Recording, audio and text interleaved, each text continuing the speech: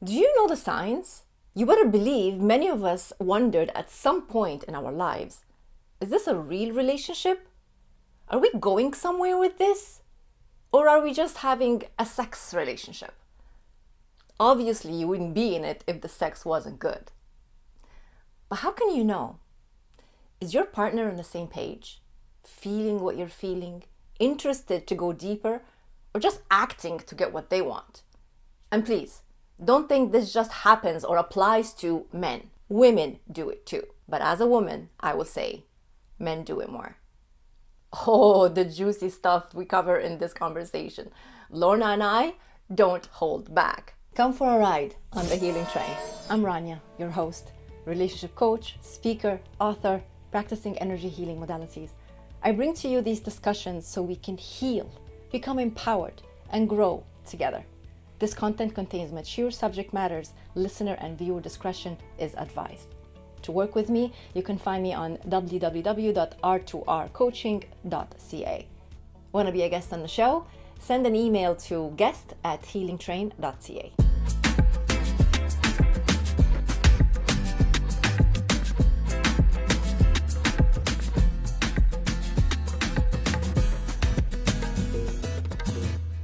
Hello and welcome once again to another episode on the Healing Train podcast. And in this series, we are talking all things sex and relationships and everything in between. And on today's episode, I have a very special guest and I want to bring her in, Lorna Gale. Please come on in. Ah, thank you so much, Rania. It's wonderful to be here. I'm excited for our conversation today. I am very excited because we are going to be talking some deep stuff here and I'm all ready for it. Good, good. Do you want to share with the audience just a little bit about you and what you do? I'm happy to. I am a somatic sexologist, a sex and spirit alchemist of the feminine-led life, a poet, a writer, a speaker, and a story unweaver. And I'm really about supporting people in really coming into feeling at home in their own bodies, in their own sexuality, unweaving the stories that we have about who we are, about sex and spirit, and even about the feminine-led life. So I'm excited for what comes up when we talk as we weave our way through today's conversation. I want to get right into it because this topic has been weighing on my mind, to be honest, among all the other topics that I share in this series. And I want us to uncover thoughts when it comes to our relationships with our significant other. Sometimes it feels like we are in a relationship that's just strictly about sex, just the pleasure of it, just the enjoyment. And other times it's a real intimate love relationship where it's leading to somewhere. And of course, sex is a big part of it as well. But there can be confusion between the two. We may sometimes think that it is a love, real relationship when it's just a sex relationship. And there could be signs and we miss them. And I'd like for us to begin by talking about signs. Let's talk about some simple signs that maybe we miss and we underestimate them, that they could be just a sex relationship, or signs that they could be a real relationship. So let's start from here, Lorna. Okay. Mhm. I love this conversation because it really does start to take what we think is, well, love and sex, they go together. Well, sometimes they do and not. So I love that we're teasing this apart and looking what it looks like from different parts. And it's interesting. I'm gonna pop this in. Um, it's like when there's ejaculation, you think, okay, I've just orgasmed. It's kind of like, no, it's that, and I know this seems like it's out of context, but it's not. It's that idea that, well, ejaculation is orgasm. No, they're two different things, but because they often happen at the same time, we think they are one and the same. And so too with love and sex, you think we have this model where okay, you get married and that's where sex is. And in fact, you're supposed to save sex for marriage because that's where it belongs. That's where it happens. and I know I'm kind of weaving here a little bit, but I think it's important to start to look at our concepts and our perceptions of things. That it is often easier to get naked physically than it is to get naked emotionally. Oh, yes. I am so happy you said that because I love to say that exact statement. It Yeah, is yeah, easier to get naked physically than emotionally. And we're talking intimacy here, sexual exactly. intimacy and emotional intimacy. And I can tell you, I've been in relationships where I've been Yeah. with people who weren't able to meet me with the emotional intimacy. I can Mm-hmm. vouch for that. Mm-hmm. Mm-hmm. And so to come into this place of where it looks like, so you've been able to as well, Ron, you can differentiate, and it feels different. It feels different of where it is. When there is purely a sexual relationship, there's often this drive, this impulse, like this, I've got to, I need to, I want to. Um, and it can be very much a heightened state of emotion, if you call it that, but that sense of urgency of need. And because it often connects with a release, or if it's somehow a sense that something gets, whether it's a physical release, or if it's just, okay, somehow some need has been met. It's like something has been neutralized. And and in that sense, where the sexual experience itself can be at play is there's some part of us that is needing to be validated, something that's irritated needs to be calmed.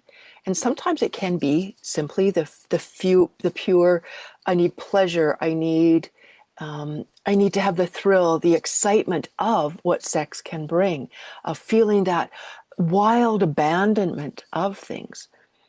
And sometimes, for many people, they can pursue sex, and it actually isn't even about pleasure. There really is no pleasure there. It can simply be a sense of, I need to, maybe for what we have been taught is in relationship, in sex, two shall become one. Good, I feel complete now. Hmm. Something is coming up for me as you're saying this, Okay. Lorna. There's also these scenarios where the two meet in a sexual encounter, and after the effect, one person feels the relieved and much better. The other person actually may feel drained.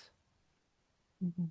And I'm wondering if it's because of where they both are, they weren't on the same page coming into this energy um, union. Mm, And mhm. one had a need to release stress, for example. A lot of times people use sex, Sure. Yeah. sex for releasing stress. We all know that, right?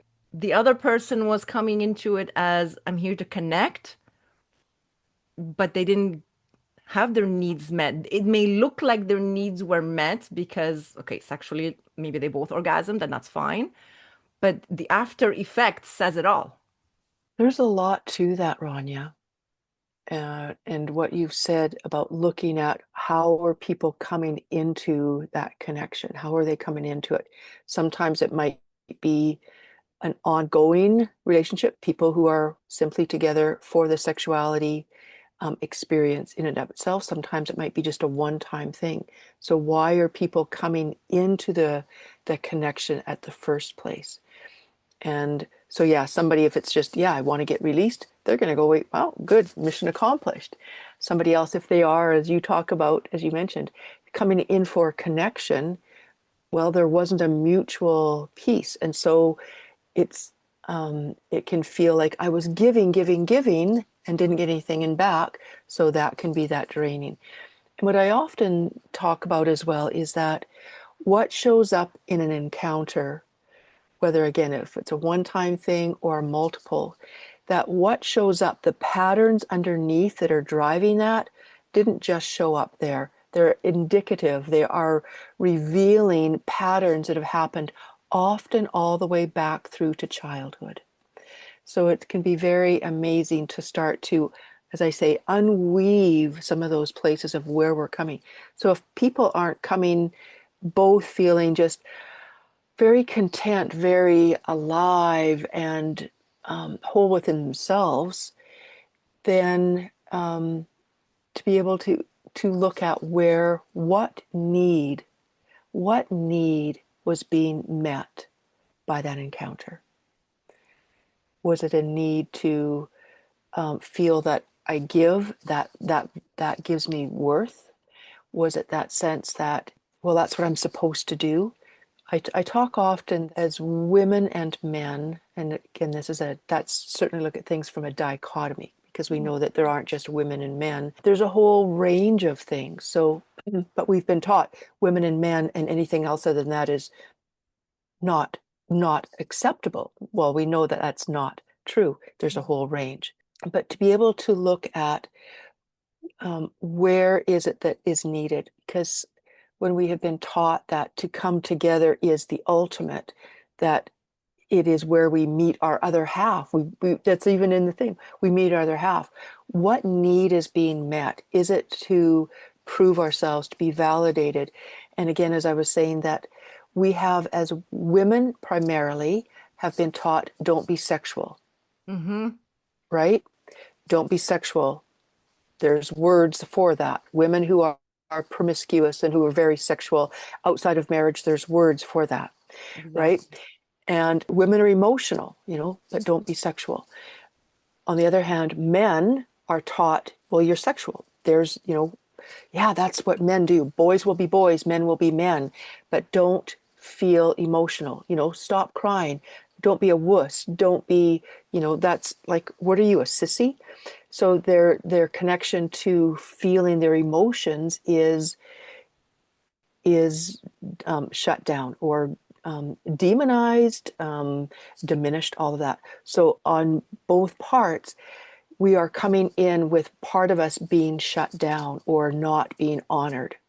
So oftentimes when people come into here, it's men, I'm going to speak generally, Yeah. men will come into it wanting to express their sexuality, and women are coming to connect emotionally. Interestingly, it also can be the other way, where when there can be a sense of wanting to connect in, to tap into that part that hasn't been, women will say, hey, in this connection, I can express this sexuality. I can do that. And men actually can come in here and actually want to connect and have this place where they can connect emotionally because they're not separate for women or men. Emotionality and sexuality in their fullest capacity are not separate. Men often pursue their sexuality. Yeah, that we can have this place where men, that's just how men are. There's that testosterone, that drive. Men want sex often for that emotional connection. It starts with sex to connect. Women start with emotion to connect into their sexuality. So when we can allow both parts to be there for everybody, that's where the connection can actually happen.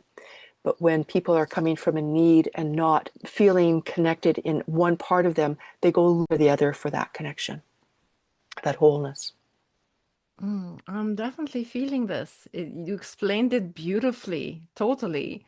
And that brings me to some of the signs that can show up that can tell a lady, a woman, okay, female energy, that this is just a sex relationship. Because normally it would bother the woman more than the man. Again, we're just saying it loosely right now, man, woman, right? Mhm. So a man can come into it like this is normal if it's just sexual connection and see you later, bye bye. There is no emotions. They're totally fine with it. They go on about their days, their life, everything is fine. It's the woman now that's like sitting by the phone thinking, is he gonna message me? Is he gonna check on me? Does he have any feelings for me? What is this? Are we just like having sex here? Or is there something more? And this is where the doubts come in. Do you want to talk about that? It is true that bonding, and partly because of the aspect of the nurturing aspect of the feminine part of all of us. That feminine part is that nurturing part. So to be able to, okay, if I'm going to, again, when we look at a base level, is there's a procreation part of things, that creating, a new generation that can come from the basics of sexuality. So innately there can be this part that wants to, okay, is he going to like me? Is he somebody that I would be there to support me in that, again, in a very basic level of providing for a family? Would that be there? How much it would be that somebody is doing that at a conscious level, it's not necessarily there. But there's that part that says, do they like me? As you talk, is, do they like me? Are they going to connect? Is when it's that sense of sex means validation. A young woman who called me, she was underage, and she called me with her mom in her room, so she had that support. She had some questions for me. She said, and she was 14 at the time, and she called and she said, can you give me some advice that the boys at school are wanting us to give them, you know, oral. Okay. And so I'm just being cautious here and, Yes. honoring what we can say. And she said, and that's sort of they're wanting all of us girls to do that. And it's that expectation that we will. And, us girls are kind of, well, we're curious about it, but we don't always, like, it's kind of like, I don't really want to. Or there's that sense. But as we talked about it, it really came from that sense of that was how they felt if they wanted to be accepted, if they wanted to feel loved, if they wanted to fit in with the crowd. And it was just a whole piece of those expectations of of how things are done, why they're done, and where is it coming from. And I think that speaks to a lot of it is she wants to fit in with her friends. She wants to not be bad-mouthed and talked badly about the, from the guys, because there might be somebody in there that she likes. And I think that this, as I said, it comes from early on, and not that in all homes sexuality happens in inappropriate ways from childhood, early childhood on. In some it does. But parents cannot help but pass on their perceptions, their own attitudes and beliefs about sexuality, even if not a word is ever spoken. And the children are very energetic beings. They are going to pick up what is not even spoken. I talk about there are things that are taught and the things that are caught. And very much that happens. And so children come in, no matter what gender they are coming in with these messages about what it means to be loved, to be accepted. Am I worthy? I'm only worth it if I will actually do what somebody will say. And on the other hand, the boys will, okay, I have to, I have to prove that I'm a man. I'm masculine. I'm a man. If I'm going to do this, I have to have these, notches on the bedpost. And it's not so. So it's to be able to really look at how deeply these ideas go about why we do what we do. And so when it is just a sex experience, what might it look like is where we come in wanting or needing rather than just, I'm choosing to be here in this experience and I can be present. Energetically, it feels different. Even if somebody doesn't tune into or talk about things energetically, we all know what we feel. Mhm. And so to be able to, it feels like, will you like me? Will you like me? Or am I being okay? Am I performing? I need to come. I need to do all of these different things. That's where it can reveal what it looks like when we know what it feels like. Hmm. So to know the difference, Lorna, I can share one of the things that I recognize as this is a sign that it's not a real relationship or where it's headed, is that when you get that text at 10 p.m., 11 p.m., late at night, let's say, and they're like, hey, what you doing? What's up? What are your plans for the night? I'm like, the night is over. I'm going to bed. Right? But then you have those times, right? When you know someone and they're sending you a message at that night. Is it safe to say that this is one of the signs that it's just a sex relationship and that's all this individual wants from you? That's a great question. I would say in the sense of what is the overall, if it sounds like in this context, it's not just been first time, right? There's been interactions perhaps before. And so is this the pattern? And what happens in between those messages? Is there connection? Is there, hey, what are you doing? What's happening in your world? Those kinds of things. But if it's just, hey, what are you doing? Often it can be deemed that, yeah, it's just a sex relationship. But again, that's like where a little snapshot only gives a glimpse. What else is happening? What else is in the relationship, if anything happens? So that's where I could say, yeah, that check, that one is that's a sexual relationship.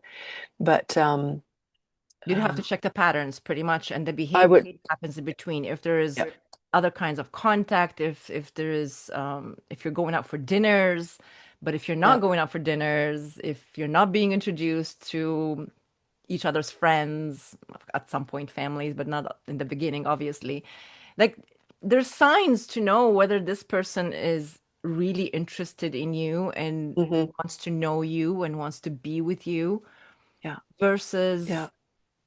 they're just interested in having a good time. And with that, I want to maybe pivot a little bit here is talk about how maybe it's okay to be in a relationship where it's just for fun and for sex because it's what you both want, Hmm. right?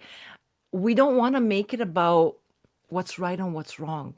I mean, okay, we can talk about religious beliefs here, cultural beliefs, and these are all factors, but that's for the individual themselves to figure out. We're not here to say what's right and what's wrong. We're just talking about the fact that it's happening anyway. It's not like we're talking about something that isn't happening. It's happening. I've experienced it, right? Where you find yourself with someone where the relationship is just about that and that's what you both True. want. But for me, it's about the communication. Here's where it goes wrong is when the moment one person is just telling the other person what they want to hear, but their intention is otherwise. And that's not fair.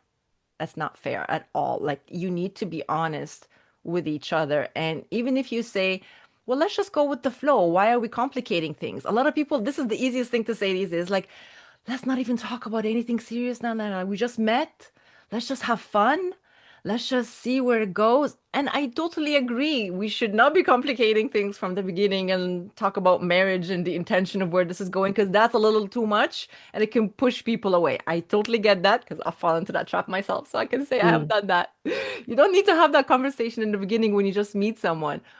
At the same time, you need to put your cards on the table, right? To let each other know that, hey, I mean, yeah, let's go with the flow, but at the same time, my intention is at some point to I want a serious relationship. You don't have to label it. You don't have to say I want to get married and have kids. You don't have to go there, right? But you just Right. say that what are your general intentions? Now, if the other person's intention is totally off, and that's their duty to let you know right here, right then, is that Hmm. actually this is not on my mind at all. So I want you to know going into this, that's not my intention. So if you still want to get to know each other, then I'm cool as long as you know. But what ends up happening, Lorna, is that the other person goes, yeah, I know, I wanted the same thing too. Meanwhile, that's not what's happening. So these things do happen. Hmm. Hmm. Very, very true. Very true. That aspect of saying what you think the other person wants so that you can get what you want. Are you enjoying your journey on the healing train? I hope you are, just as much as I am loving this conversation and every conversation with every guest. We are talking about sex, relationships, becoming empowered, and yes, healing too. We need to heal the old narrative around our relationship with sex, pleasure, and our bodies. A lot of work goes into these episodes, and I would love for more people to find this. If you felt how powerful my message is, support this channel, this platform, wherever you are tuning from. Give some love, comment, and share it. It only takes a few seconds to help this show and help me reach more people. Thank you. And then there's other people that they think they want one thing and they come to later on realize, actually, I want something different. So those are different things. The unfolding awareness of what kind of like, actually, I thought I wanted such, but I actually want something different, versus the manipulation, very, very different pieces. And I think that really speaks to the whole aspect of consent, right? Of do we know ourselves? And I say being honest is actually an inside job. If we're not honest with ourselves, how can we be honest with somebody else? So to be able to really, as best we can, be honest with ourselves. What do we want? Yeah, that would be, I guess, in an ideal world, right? Is that people would be, yeah, I know what I want. I'm honest with myself as best I can. This is what I'm to speak that. And okay, it doesn't matter what the outcome is or not. If that's what you want, it doesn't work for me, it's okay. On we go. But when we, oh, I need to, I should, I hope, I wish, all of those things get tangled in, that's where it can be a little bit complex, and things get woven together. And it's actually an interesting thing because so often where sexuality is so forefront for so many people in terms of a first interaction or whatever, it's right there, that you don't really get a chance to find out, is there potential, like, is it just for the sex? Is it just that?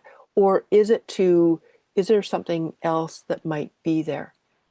And it's actually interesting. I'm still pondering with this one. I heard the other day that oftentimes when you feel that chemistry with somebody else, it's actually not that, oh, we're meant to be together. It's actually wounds that are attracting each other.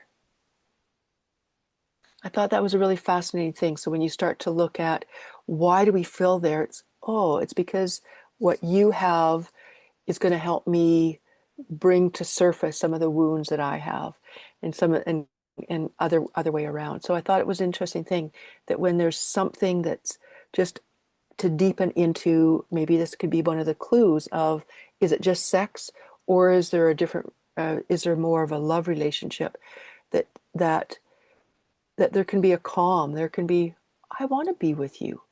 If sex happens, great, that's an expression of, but I want to be with you. I like being with you.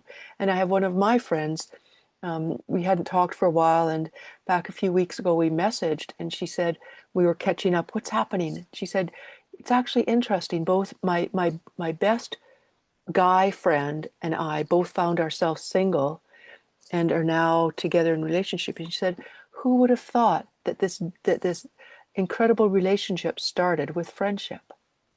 And so I think that that's what often happens when sex is there. It gets so tangled up. There's so many things wrapped up in it that to try to tease it apart. When I do my work of looking at consent practices, that we do one where it's just, when I'm working with couples online or in person, it's just with the hand to hand. We don't even do things. It's like, what kind of touch do you want? We don't even do sexuality. Genitals aren't even involved for a long time because it's a whole different level of connection and intimacy. So just, can we meet person to person, hand to hand, and start to find out what's down below, what's there. So yeah, to be able to look at some of the things, hey, what are you doing? It could see, and if those messages are coming often late at night, are both people on a late night schedule, and that's just sort of typical? Or is it kind of, hey, I've got this urge, what are you doing? And it's not by gender, it's whoever it is. It can be either way.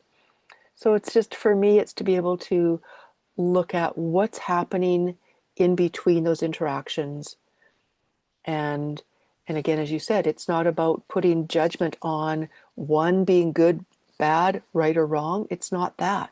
It's to be able to differentiate which one is which. How is it meeting? How is it meeting a need that we have? How is it serving its purpose for us in our own journey? Hmm. That ties in beautifully to something that you and I had discussed, and it's about the reason behind why we behave the way we behave going into relationships, whether it be sexual relationships or real love relationships. And we've talked about it, it's just the attachment styles, right? And I think knowing what your attachment style is may help you to see your pattern. Again, it goes back to patterns as to how you navigate relationships. And instead of just looking at, this one ended because this one was crazy, and this one ended because this one was clingy, or this one, if you're looking at always the problem with the other person and not ever looking at what is my role in this? How did I contribute to the explosion of why things ended the way they ended, or how it's very important to know that perhaps you are an avoidant attachment style, that you have unhealed trauma, wounds that maybe you need to look at to see why you show up this way. Maybe you are avoiding emotional intimacy, and all you can do is, like we said at the beginning of our talk, is that it's so much easier to be naked physically Yeah. than naked emotionally. Mm-hmm. And these attachment styles, there are four of them, maybe you fall under one of them. I think that is true, that we can have this sense of, oh, that's just who I am. That's how I act. That's what I want to do. But to be able to now pull back and get that lens of looking at, again, we mentioned the word pattern, is when something shows up over and over in the same place with different relationships, what is the common denominator? What is the common denominator? And to be able to look at, yeah, you're right. I do avoid intimacy. I do avoid hard conversations, or that place of that being anxious, right? Of just, did I say the right thing? Did I do the right thing? And all of those places. And again, I think that each one of these patterns can go back to early childhood, patterns that were started and put into play, reinforced over and over by different people. And again, this isn't necessarily to do with sexuality. It could be just um, in a home where a parent had a certain way of being, and that child learned to be in response to, because there's always that innate piece of wanting to be loved. It always, I would say that for each one of us, no matter whether we're looking at a sexual relationship only or an intimate emotional relationship that involves sexuality, that innately there's that part of us that wants to be loved. We want to be accepted for who we are. That whoever I am, I am. Maybe I blow it sometimes or whatever. I make mistakes or I'm learning, but to be able to say who I am fundamentally is acceptable. It is good. I am loved. I am lovable. I think those are similar pieces, and how each one of us, how each of the attachment styles can reflect somehow that worthiness, that goodness. Am I enough? All of those pieces to play, and how they just show up in friend relationships, in intimate relationships. And so I think in some ways, our conversation of looking at, is it just sex? Is it a long-term love emotional relationship?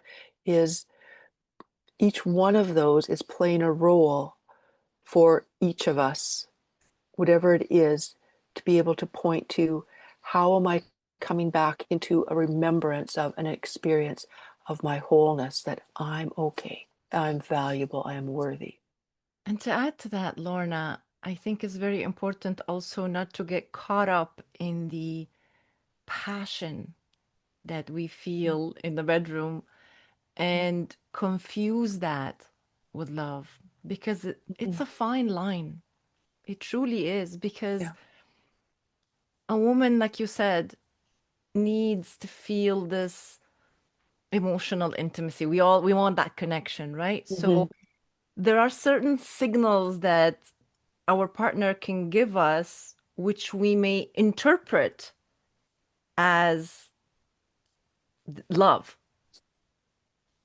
And meanwhile, this person may have reservations about opening up emotionally, but they're totally okay caressing you, touching you in a certain way, hugging you, Hmm. right? Whispering sweet nothings in your ear, making you feel incredible, treat you amazing. Like you can get all that, which is what we know is a healthy relationship, right? Yeah. And we can get confused thinking, oh, yeah, we're on the same page. Again, you don't have the talk, right? You don't have the communication. You're just assuming based on the action that happens in the bedroom, and you're thinking, oh, this is going somewhere. But Hmm. then months pass by, Lorna, and then you don't feel that you're progressing. It's the same old being repeated, Hmm. and that's all it's like you hit a plateau.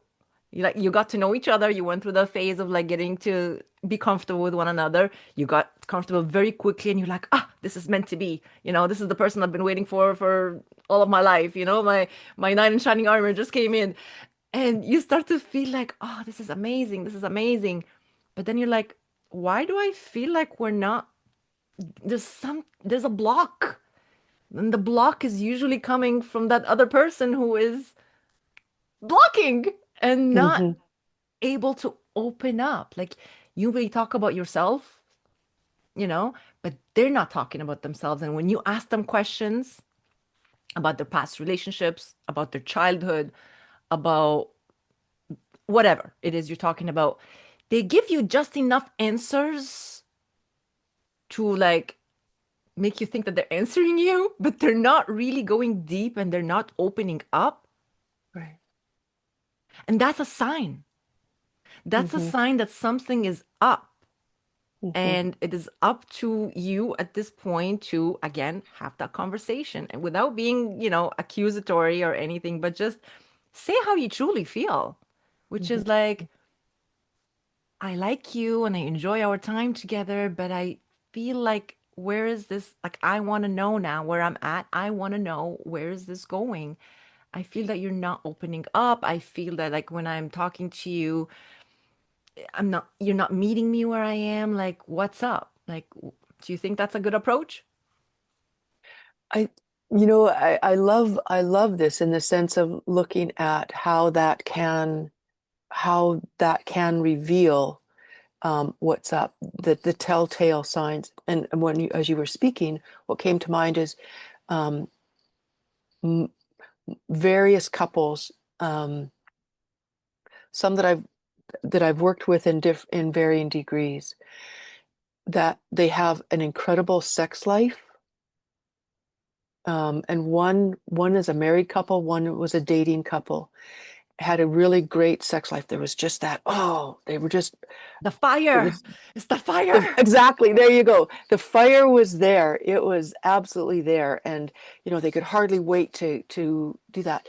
But come into day-to-day life, and it was a struggle. And, that was the piece of how do we, if we could just, we want to be together, we love each other, but what's happening in the bedroom and what's happening outside of it are totally like it's two different worlds. So is that a And how, compatibility issue then? well, it was almost a matter of what happened in the sex area of things. There they were able to get emotionally or physically naked and be able to express and um, let that aspect of themselves be fully expressed, and in the passion, in the play, in the pleasure, all of those different things. But somehow it didn't translate into day-to-day work where there was just confliction. There was, um, when we talk about the different attachment styles, like, okay, shut down, and okay, I want more, and all those different things. But it didn't show up in the bedroom. And That's so, strange. I find that strange because in the Yeah. bedroom there's also communication, even if it's silent communication. Right. Yeah. Expressing each other's needs and Mhm. wants, and you Yeah. are pleasuring each other. So there's a give Yeah. and take. So why Yeah. is it okay just in the bedroom, but the Hmm. moment you go into the day-to-day life, Yeah. it shuts down? That's Hmm. very strange for me. It is. It is. And I think in some ways that speaks to how we compartmentalize ourselves. The idea that it can be just a sexual relationship versus that. When you think about, so for example, what comes to mind is people on the basketball court, hey, let's get together, they're on a basketball team and they can play together, or they get together, let's go and, hey, you want to go and shoot some hoops, so they get onto meet at the corner playground and have some time together that way. But they don't really do anything together. They don't really hang out together. Or if they think, well, let's go out for something, they don't necessarily connect. Some will, hey, yeah, but other times it's kind of like, no, I just like shooting hoops with you. That's all I like. I don't want to carry on. So it's to be able to really look at each one can play its role. And how do we bring awareness to what it is? And as you said so beautifully, Rania, the honesty of that is be honest with ourselves and be honest with the other person of this is what I want. I just want to have sex. I just want it to be that. I don't want any attachment. I'm not interested in, going for coffee. I'm not interested in meeting your friends. It takes a lot of courage to say that because there's not going to be always that same person that you really enjoy that connection with sexually that is also okay with that. And if that's what happens, then great. Then I it's truly meeting. It's believe, I truly believe, Lorna, that if you truly know this is what you want, then you carry yourself that way, and there's not going to be mixed signals. You're not going to be giving the mixed signals, and you're going to attract into your world the people Mhm. that kind of want the same things. Yeah, it will be like a hit and miss at times because there's more people that will be covering up, and there will be more people that won't be honest with Yeah. each other because, again, you said it, they're not honest with themselves. The inner job isn't done, right? And that Mhm. is the biggest question that male, female, doesn't matter who you are. If you want to take away anything from this conversation that we're having, is to ask yourself, what do I want? Mhm. What do I Yeah. want? And then Mhm. the next question would be is, what do I expect? What are my expectations from the person? And what am I willing to accept?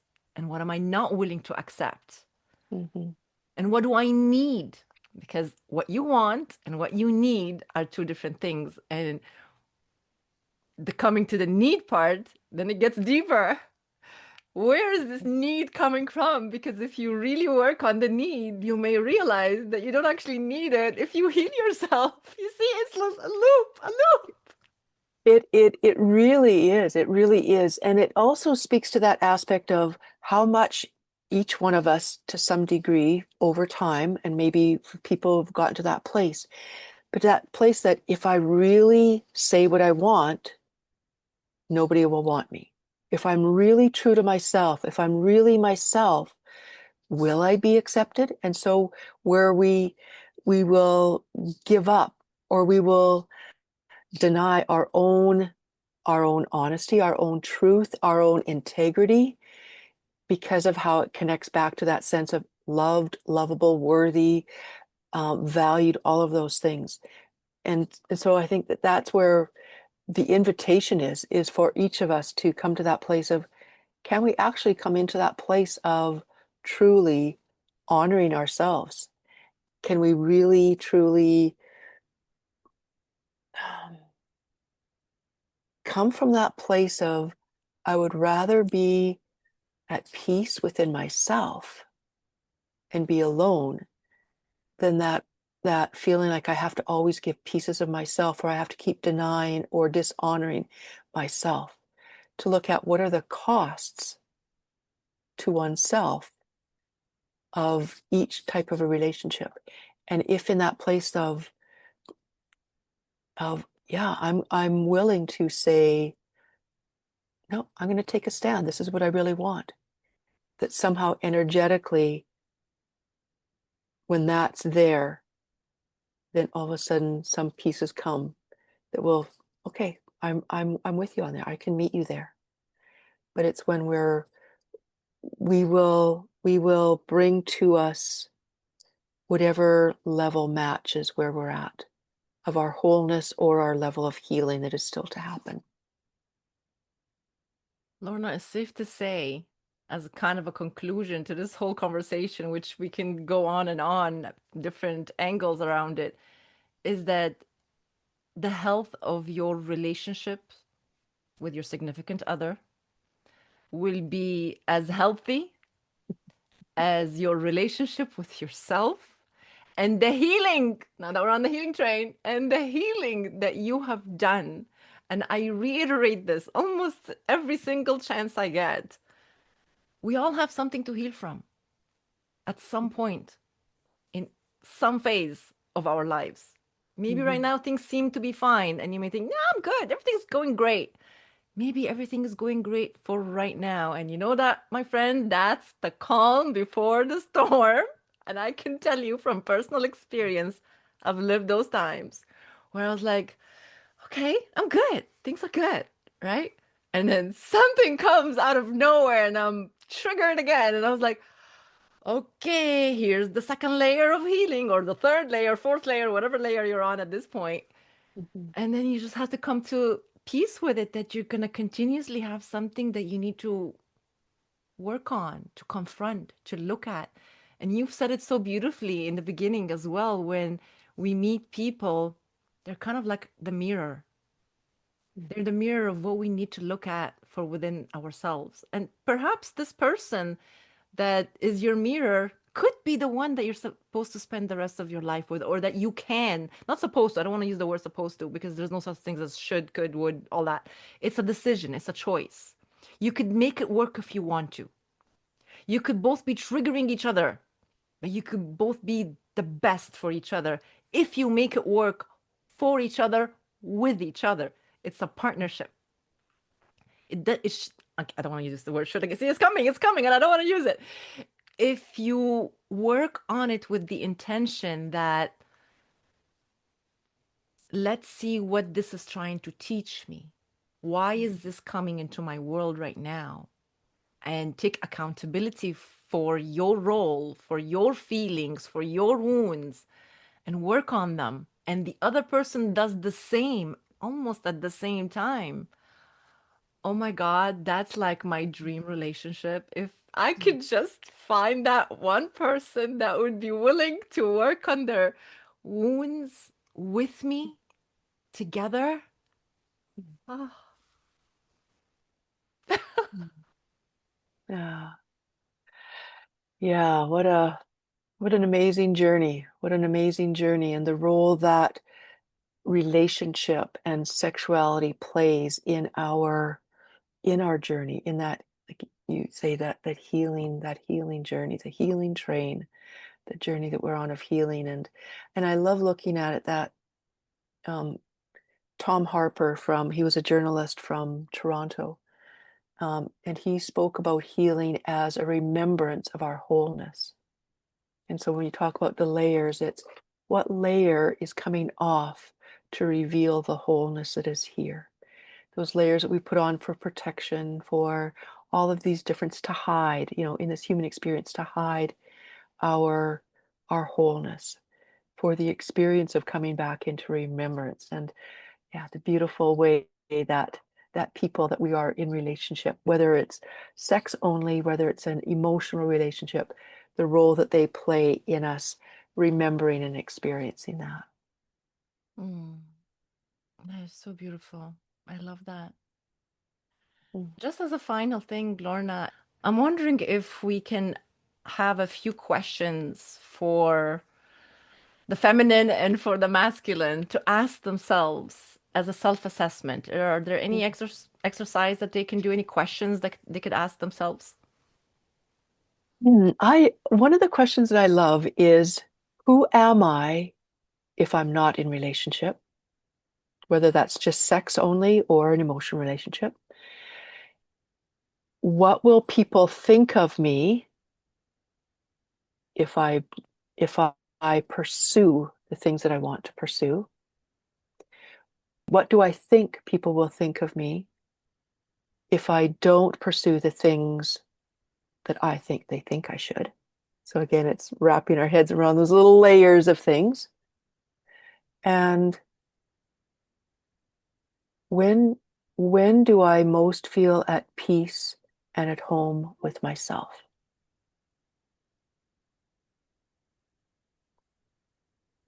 I think those questions can start to reveal, unveil some of those hidden things that will reveal why we pursue, why we're looking for, why we feel that need for. Um, and maybe it's simply for the joy, the pleasure. It's kind of good. But to be able to feel, can I feel whole and complete within myself, even if I'm not in any kind of relationship? And then from there, things will unfold. I think that's where the honesty begins, is looking inside. I love that. I love that so much. These are some really good questions, and I'm going to make sure that they are in a PDF format for you to download and perhaps do some journaling. Start there and see where it takes you. Any final thoughts? The one that comes to mind, I'm just going to put it out, is that the invitation for people to be their own best lover. What's it like to have sex with yourself? What do you mean? That's kind of strange. Why? Why do we view loving ourselves being strange? We want somebody else to love us. Can we love ourselves? We be our own best lovers. Find out what makes you feel good. And then when you're with somebody else, they say, what makes you feel good? Oh, I can tell you. Let me show. We're not dependent on somebody else. So that's my invitation, is be your own best lover. Mic drop, ladies and gentlemen. Lorna couldn't have said it better to finalize this beautiful talk that we had. And this is not it. This is not where it ends with Lorna and I, because we are scheduled to have another talk. And the next one is going to be even more spicy, we can say. It's not something that gets talked about often. We are going to be discussing the topic of Dom sub. And if you know what that is, then you know you want to join us on the next conversation. And if you don't know what that is, then you also want to join us on the conversation. Make sure you hit the subscribe button. Don't miss this hot and spicy topic we are going to be discussing. Join us in the next episode with Lorna. Thank you, Lorna, for being on the show. And I look forward to the next one where we will talk about the Dom sub. Thank you, Rania.